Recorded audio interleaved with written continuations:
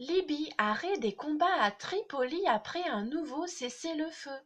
Le calme est revenu en banlieue sud de Tripoli après un mois de combats meurtriers entre milices rivales à la faveur d'un nouvel accord de cessez-le-feu annoncé mercredi par le gouvernement libyen reconnu par la communauté internationale, le GNA, puisqu'actuellement il y a une sorte de guerre civile en Libye. J'en ai déjà parlé dans 2 vidéos. Dans un communiqué, le GNA a exprimé sa satisfaction après le retour au calme dans les secteurs touchés par les combats qui ont fait au moins 117 morts, plus de 400 blessés et 25 000 déplacés depuis la fin août 2018, selon un nouveau bilan officiel. L'accord, déjà précédé d'un arrêt des combats mardi, a été signé par des représentants des villes de Tripoli et de Tarhouna dans l'ouest, dont sont issues les principales milices impliquées dans les combats. La fin des combats a permis la réouverture mercredi du seul aéroport opérationnel à Tripoli, fermé à plusieurs reprises en raison des violences. Plusieurs familles qui avaient fui les combats ont pu par ailleurs rentrer chez elles mardi et mercredi matin.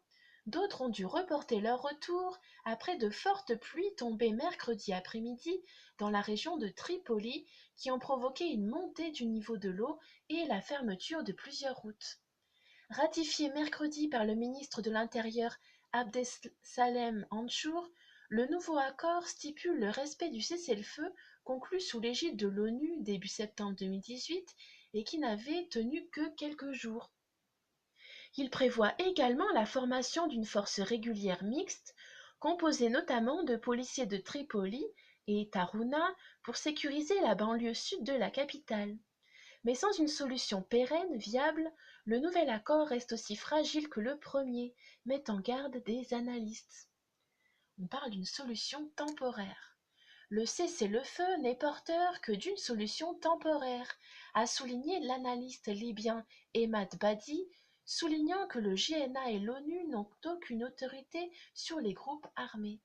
Ces derniers comptent sur une sorte de légitimité sociale et un appui conféré par leurs villes respectives, qui ont joué d'ailleurs un rôle important dans l'arrêt des combats, a-t-il dit. Les affrontements ont éclaté le 27 août 2018 sur fond de lutte d'influence entre milices pour dominer la capitale et contrôler les institutions et les richesses du pays, dont le pétrole bien sûr.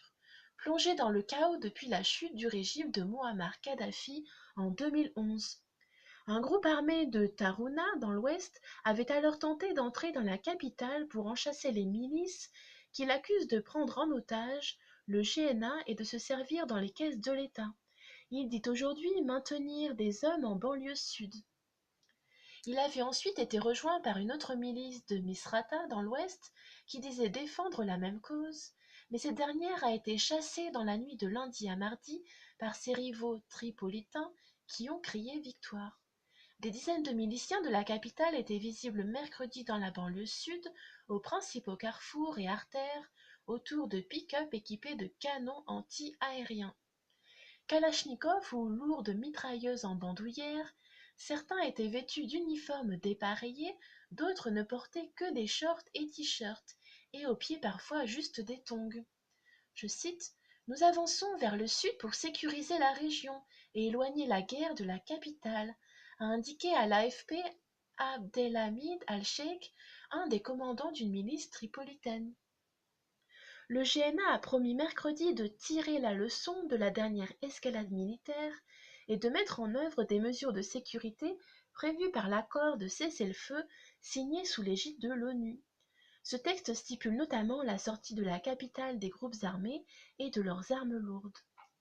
Le sort de la Libye, qui est en outre une plaque tournante pour les migrants voulant gagner l'Europe, ne cesse d'inquiéter la communauté internationale, réunie cette semaine à New York pour l'Assemblée générale des Nations unies. Le statu quo actuel permet aux milices, aux trafiquants de gagner du terrain, déstabilisant toute la région, a averti mardi le président français Emmanuel Macron à la tribune de l'ONU. Prenant acte des difficultés sur le terrain, la France semble toutefois ne plus vouloir pousser à l'organisation d'élections le 10 décembre en Libye, selon un calendrier qui avait été adopté en mai dernier à Paris en présence de responsables libyens rivaux.